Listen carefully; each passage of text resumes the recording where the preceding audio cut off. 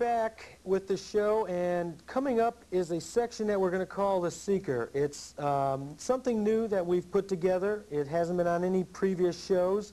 It's a chance for us to introduce someone who is going to be part of the Long Live Rock show, Matthew Wood.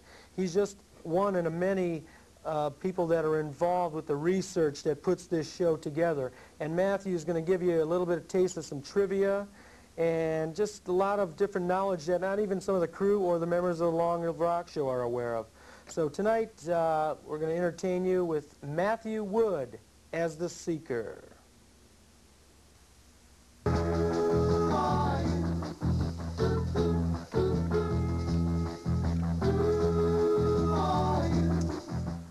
Hi, my name is Matthew Wood. This week we're asking the musical question, who are you? Finding the answer is no easy task. It requires hours of research, interviews, and a little introspection. All of which led me to become the Seeker. Now each week I'll be bringing you and seeking out little tidbits of rock history that you won't find on any other video show. It's only fitting that this segment, the premiere, be devoted to little-known facts about The Who. Who are you still is the musical question. Did you know who the Who were before they were the Who? Okay. First, Pete and John formed a Dixieland band called the Confederates when they were 14 years old.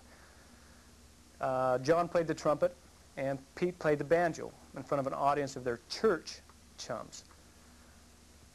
Then about a few years later, Roger Daltrey lured John away to join his R&B group, the Detours. Then in 1966, John and Rog invited Pete to play rhythm guitar. The Detours toured the small London clubs at that time. They played a wide variety of music, even a little bit of country and western music.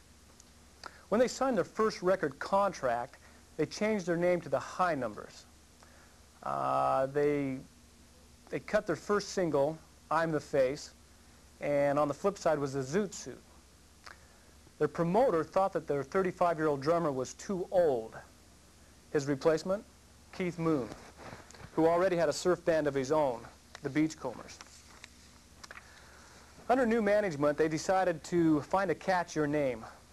The High Number sounded too much like a game show, and another band had already took the name the Detours. Now this is interesting. Would the Who have been the Who had they chose any of these other names that they'd thought of? The group, the hair, the name, the no ones. Thanks, Rog, for thinking up the Who. It's no secret that there was tremendous conflict, and each member of the group had threatened to quit the group more than once during their 20-year history.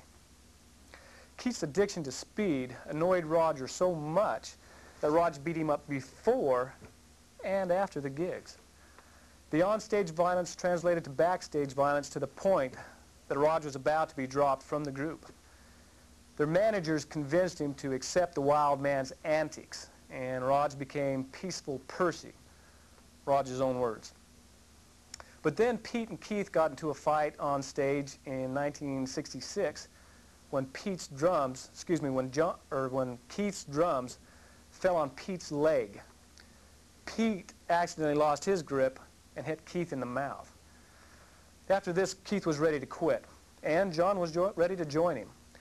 They were going to hook up with two members of the Yardbirds and form a new group called, believe it or not, Led Zeppelin, a name invented by Entwistle.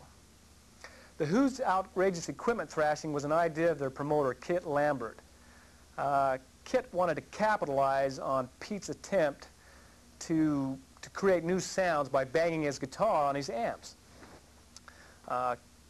However, Keith's 12-string Rickenbacker hit the ceiling on one episode, cracked and stuck there.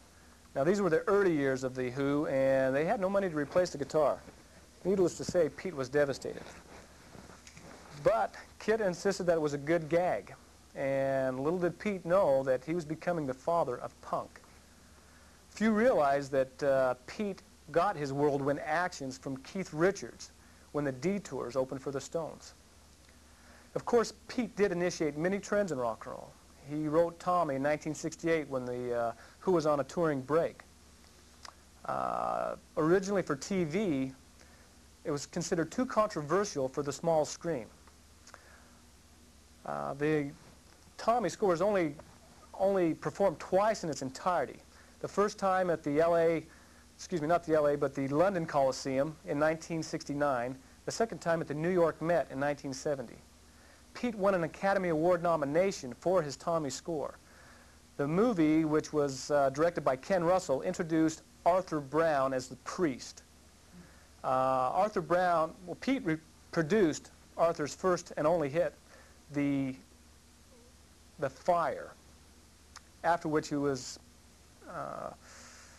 committed to a mental institution. Like many great rock bands, tragedy surrounded the group. In 1978, their first publicist, Pete Meaden, committed suicide 1 month before Keith's death. Ironically, Keith died in the same flat that Mama Cass had died in 4 years before.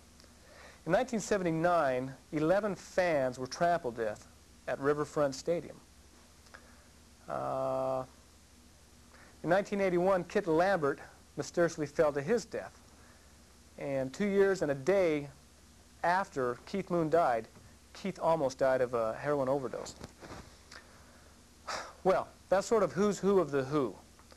Time has run out for me this week, so I want to say goodnight. But before I do, I want to remind you that this program is for you. So if there's anything that you're curious about rock history, we've got the answers here. They call me the Seeker. I'm here at KYOU. Please write your questions to us, and we'll find the answer.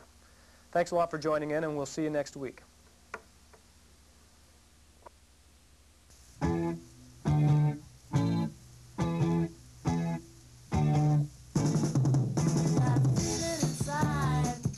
Hello again, and welcome to yet another edition of the Long Live Rock Show, Rock Report. Edition number 7, if you're keeping track. This is our 7th show, and like we told you earlier, this is a special show. On our previous segments, I had on my show the privilege of bringing you Lord Sutch. Lord Sutch was a musician who didn't have any talent, but had a lot of money. And with that money, he was able to bring Jimmy Page, John Bonham, Keith Moon, and a lot of assorted musicians together to put an album out. Well, it takes a little bit more than that. In the case of Rick Allen, the drummer for Def Leppard. Those of you unfamiliar with the story, Rick Allen was involved in a car accident about 2 years ago. And the accident left him without one of his arms. And right there, the blow to the band, to the whole career, it was, the whole scene was in chaos. But with modern technology and with the determination of Rick Allen himself, which is the major part, the band has regrouped. They have a top-selling album on the charts right now. They had an album, Pyromania, which has brought us a lot of top singles. Right now, at the course that they're on, Hysteria, which is their latest album, is going to top all sales and all concert dates that they have scheduled. Rick Allen has a new drum set. He's not afraid to go behind the kit and put his assault on the world of rock and roll. He's an inspiration to all musicians out there. You know, Stevie Wonder was blind, and then he took on the part of being a musician. But Rick Allen was a musician, and then he became a very unaware of what was going to happen to his career. It's bad when you have something and then you lose it. And let that be a lesson to you. You have to be grateful to what you have and use it to your advantage. My hat's off to Def Leppard and the tour that they have on. You will be seeing them in L.A. They'll be probably in Orange County at the fall part of the year. I'm going to leave you right now, and here's a little bit of taste of Def Leppard. See you next week. So long.